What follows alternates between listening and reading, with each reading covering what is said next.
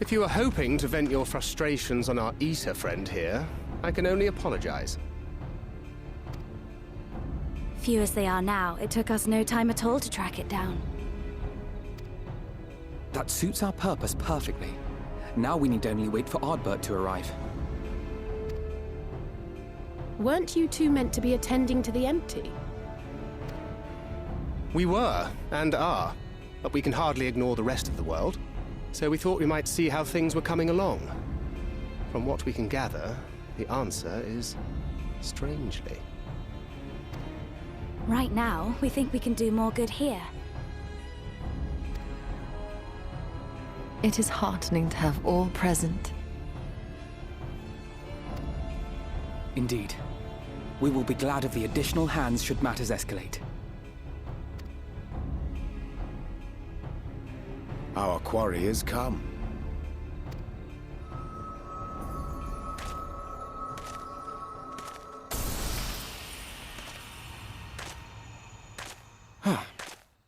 It seems I've lost this particular race.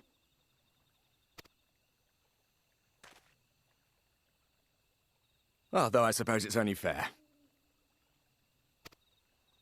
When we first met, it was I who outpaced you. Ravana, was it?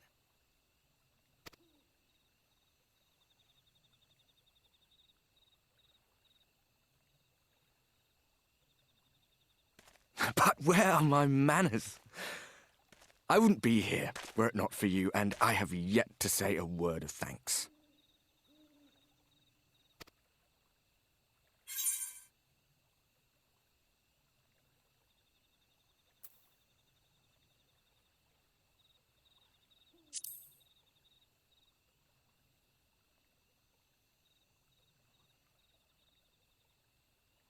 Poor fellow. He will be sorely missed.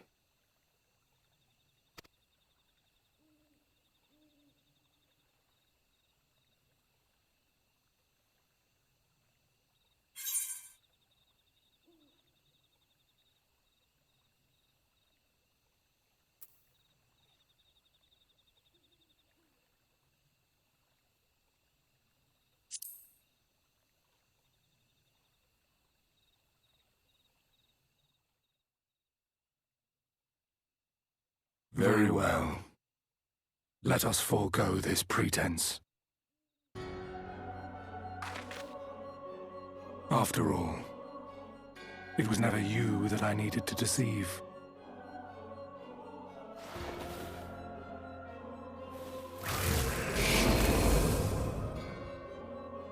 Yes, it is I, Elizabeth. Through your time in Emet-Selk's imitation of our home, I dare say you have gained a better understanding of my role since last we met. Not that it matters.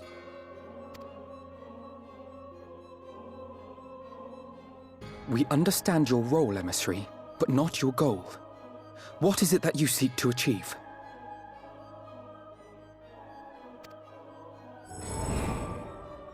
I seek to enact the will of the Convocation, of course. If it helps you to think of me as but another Ascian, no different in nature or purpose from the rest, you are welcome to do so. Once, I would have said your goal was destruction alone.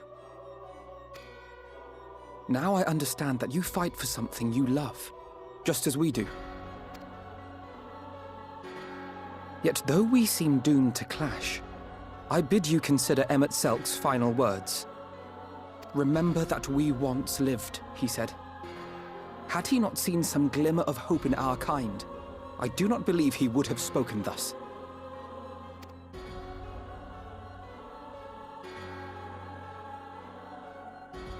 None better understood your plight than he. His words must surely be worthy of your consideration.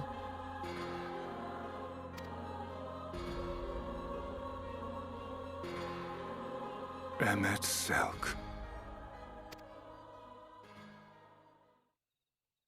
How very unlike you to err so gravely. That one should stray at the end of so onerous a path is understandable. But I had thought you above such weakness.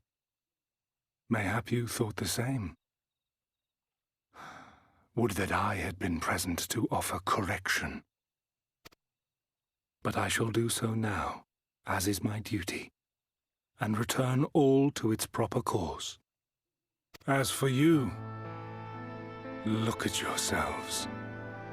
Look at your history. Look back 100 short years to how your greatest warriors were undone. And now, at but a word from me, you raise your hands in answer like the puppets you are. Naught has changed. You fail, and you fail, and you learn nothing. Allow that which is most important to slip through your fumbling fingers like so many grains of sand, again and again and again, and you would remember us. You do forget yourselves.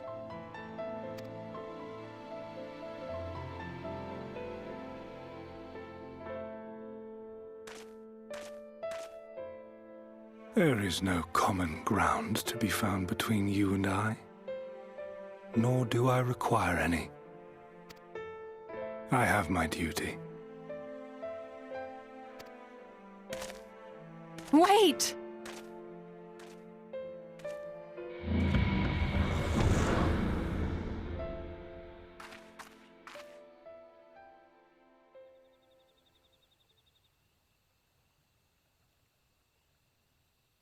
Well, we have confirmed the identity of our foe at least, and 'tis safe to say his objective is the rejoining.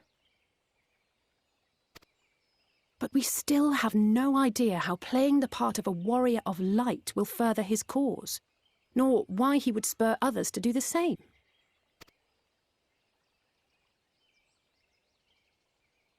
Another visit to the Tempest may shed some light upon these mysteries.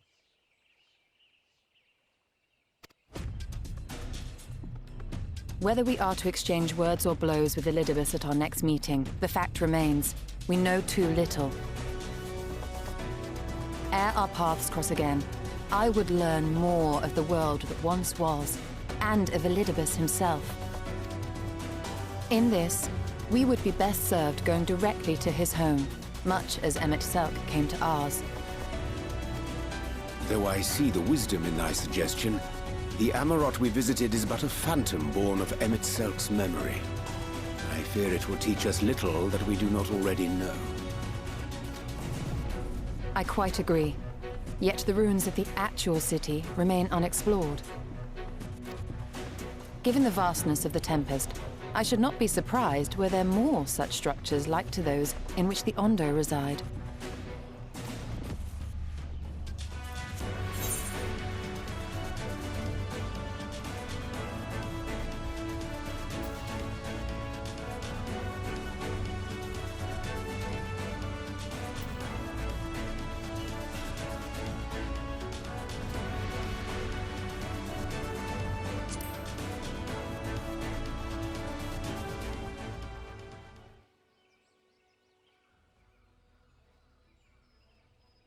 Keep that up and I'll send you to bed without supper.